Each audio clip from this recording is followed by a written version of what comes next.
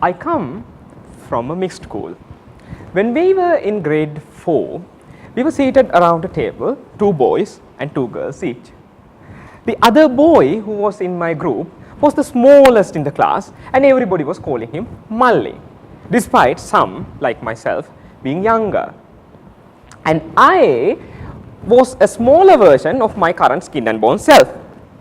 So, for us, the rather plump girl sitting on the other side of the table looked huge. So, we started to point that fact out rather frequently and annoyingly. It was all fun and games until one day she started crying. Toastmaster, my dear Toastmasters, that day I was shocked, utterly dumbstruck, shocked. That is the day that I decided that I will never ever bully anyone. I would not talk about bullying though.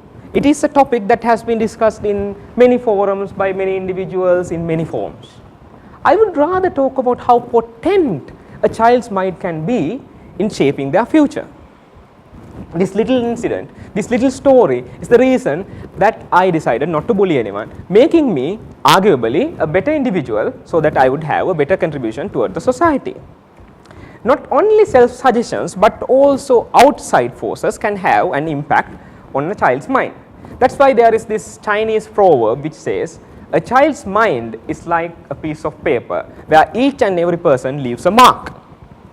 So, what you teach a child now can change the world's future.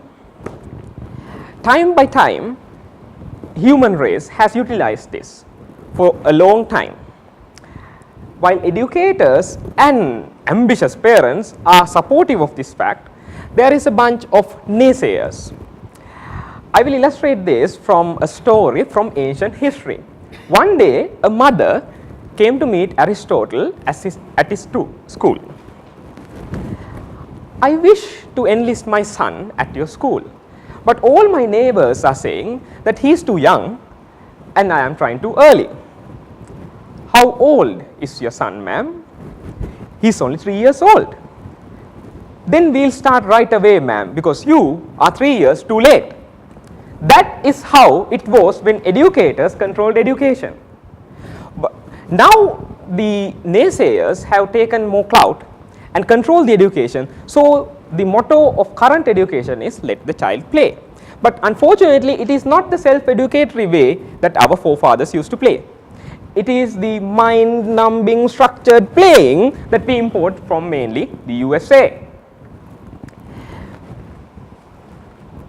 So, this I see as a waste of potential, and potential is not something that we can waste.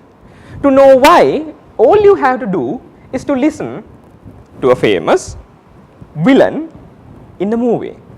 In the movie Matrix, after bounding up the human hero, the machine villain says, I tried to categorize your species and found out that you are not mammals.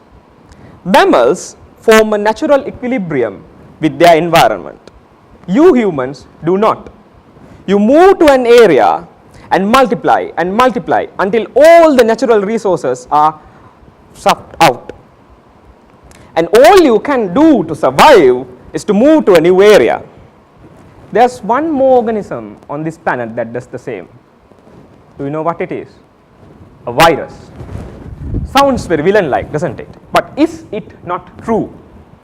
There are many forums asking you to take steps for our next generation, for their welfare, and so forth, to leave a better world for the next generation. But how many of you have thought of leaving a better next generation for the sake of the world? That is a rather unpopular opinion, that's true.